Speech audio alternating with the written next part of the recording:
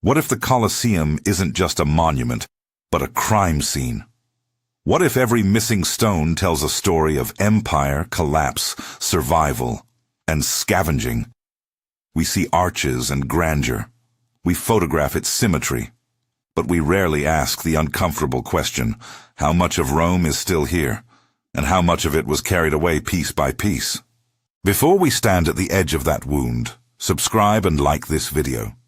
If you're fascinated by the hidden afterlives of ancient monuments, the engineering, the politics, the slow dismantling of power, you're going to want to stay with me. Because the story of the Colosseum isn't just about how it was built, but how it was unbuilt. And tell me in the comments, if a monument survives only because we constantly repair it, is it still ancient?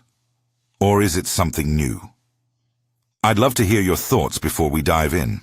From one side, it stands like a perfect face, sunlit travertine arches, rising in layered rhythm, a giant stone bowl that has stared at the city for 2,000 years. From the other, the Colosseum opens like a wound, a ragged silhouette of tears and voids, where entire sections have been peeled away.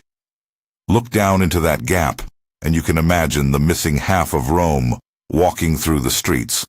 Blocks of white stone, statues, and iron dragged off to be someone else's foundation.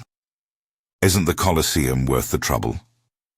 That question sits at the rim of the ruin, catching light and shadow in equal measure.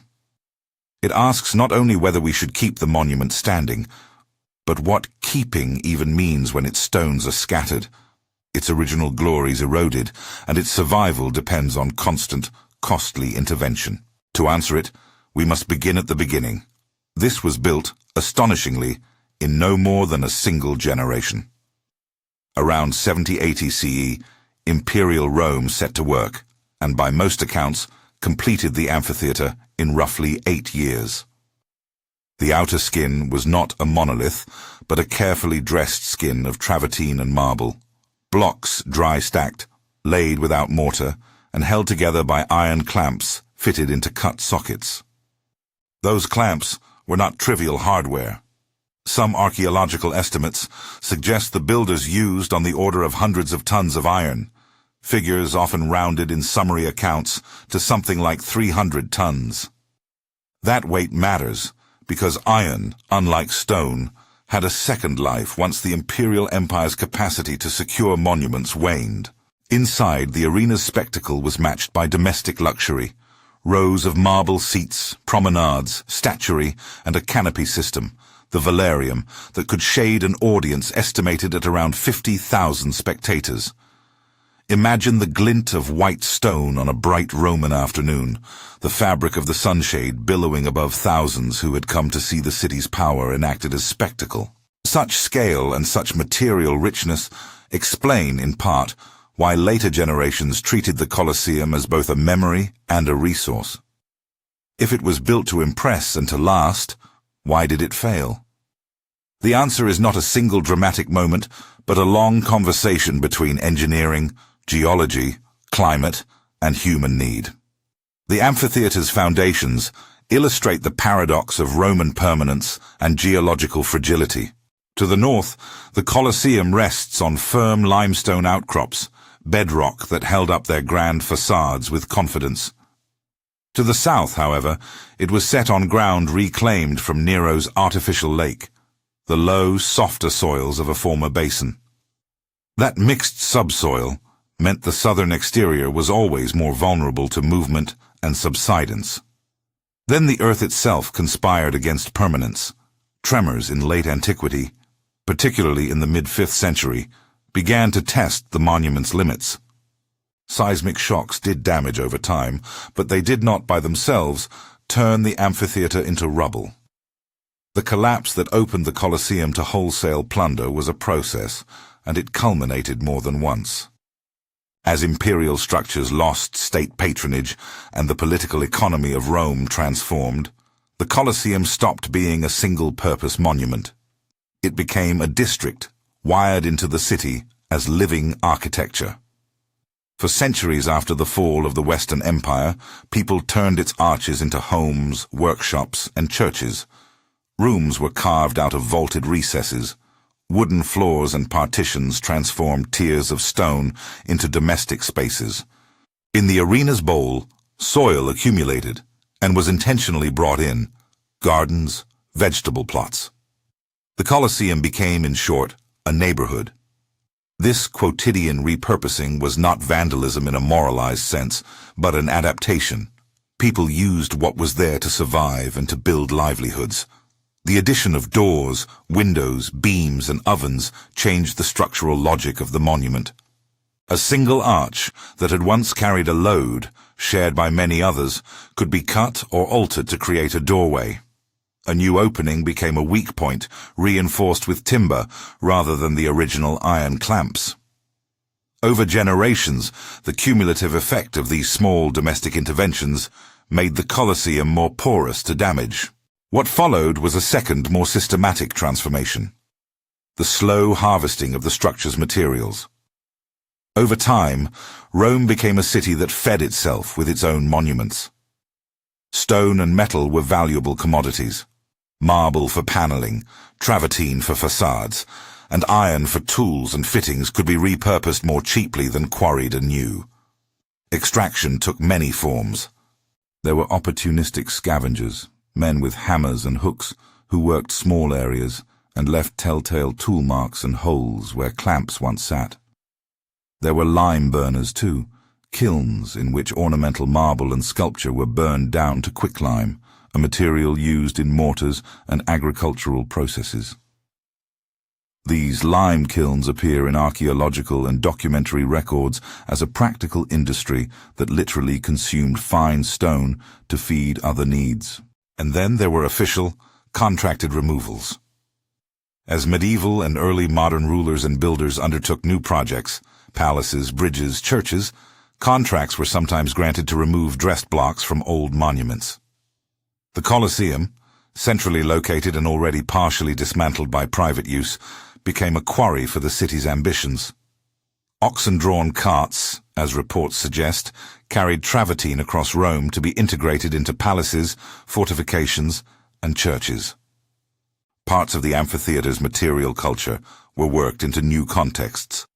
Blocks that had once framed public spectacle found fresh life in ecclesiastical and civic architecture. Historians and archaeologists list some of the major recipients of these stones: an early modern palace here, a bridge over the Tiber there, pieces taken for St. Peter's Basilica. But it is safer to say that parts were reused across the city, rather than to claim that any single stone is definitively in one place. What matters is the pattern. The Colosseum became a distributed resource, its fabric dispersed through Rome. The year 1349 is often singled out, and with reason. A severe earthquake struck that year, and the southern exterior wall suffered a dramatic collapse. This was not an isolated technical failure, but a tipping point that allowed centuries of small appropriations to become an organized plunder. The fall of whole sections made access easier, exposing dressed faces and openings that made removal faster and more lucrative. After a collapse like that, large blocks could be unbolted, shifted, and loaded onto carts, far simpler than the previous painstaking individual extractions. In the wake of the quake, scavenging accelerated. Medieval accounts and architectural evidence record increased activity. Holes where iron was levered out of sockets, traces of levers and crowbars, and the wholesaler's economy that supplied building projects across the city. Yet even here it would be a mistake to attribute the Colosseum's ruination to a single cause. Seismic violence, geological predisposition, decades of domestic adaptation, and the steady market demand for building materials all combined to produce the ruin we see today. At some point in its long descent, the monument also acquired a new story, a protective myth that would, paradoxically, help save what remained. By the later medieval and early modern periods, a new interpretive frame emerged: the Colosseum as a Christian site, a place of martyrdom. That language resonated powerfully in a city where religious identity could confer legal protection. In some sources, the decision to frame the amphitheater this way is associated with a papal declaration attributed variously to names that remain uncertain. In the transcriptory sources, this intervening pope appears as Benedict, exact identity indefinido. Whether one papal action or a wider ecclesiastical shift, the sanctification of the site helped slow the pace of removal. Buildings declared sacred were harder for contractors to dismantle, and popular devotion created a new constituency for protection. The 19th century introduced another shift: the deliberate work of preservation. With a growing antiquarian sensibility and the rise of systematic archaeology, Rome began to see its ruins differently. Not as quarries, but as relics of a past worth studying and conserving. Where large sections had been lost, engineers and restorers intervened. Buttresses were added in the 19th century to shore up surviving arcs. Masonry was stabilized. Excavations began to reveal the underground world that had long been hidden beneath the arena floor. Archaeologists uncovered evidence of stage machinery and lifting mechanisms, networks of pulleys and trapdoors that once moved animals and scenery, confirming that beneath the empty bowl there had been a sophisticated substructure capable of astonishing theatrical effects. Iron clamps, some removed over the centuries, and surviving sockets offered a technical lexicon for understanding construction methods.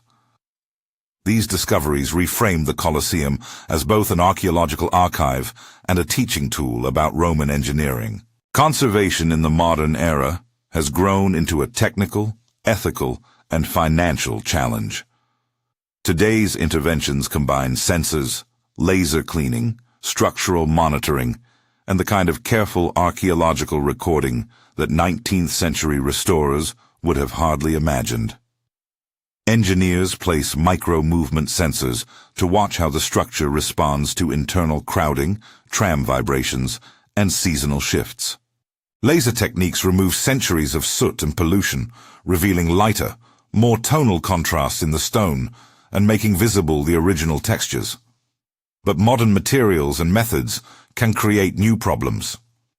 Early conservation campaigns sometimes used cement-based mortars and intrusive concrete fills that, while stabilizing in the short term, have proven incompatible with ancient travertine's thermal and hygroscopic behavior.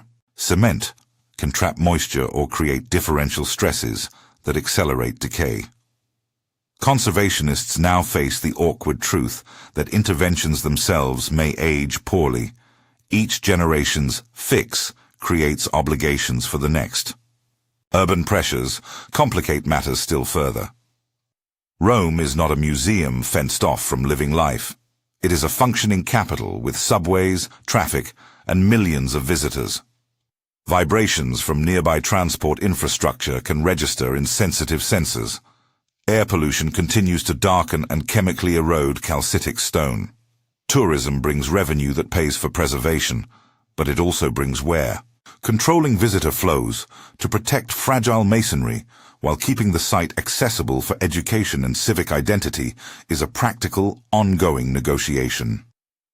The Colosseum's preservation thus becomes a balancing act between access and conservation, between the economics of heritage and the technical limits of what stone will tolerate. When we survey the costs and the benefits, the case for preservation is not an argument of sentiment alone. The Colosseum is a symbol whose economic value is palpable.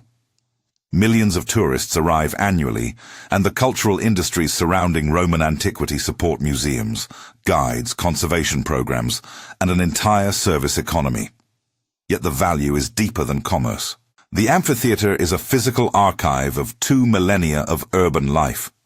Its stones bear the marks of layered uses: Roman spectacle, medieval habitation, Renaissance rebuilding, modern archaeology. The idea that the city is a palimpsest is literal here. Bits of one age have been written over by others, but traces remain.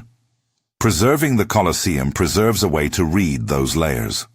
For a city and a nation, maintaining that archive is a claim about identity and memory. It is also a resource for scholarship. Every conservation campaign yields new findings about construction techniques, social uses, and the shifting meaning of public spaces. Still, preservation is not a moral imperative that comes free of trade-offs.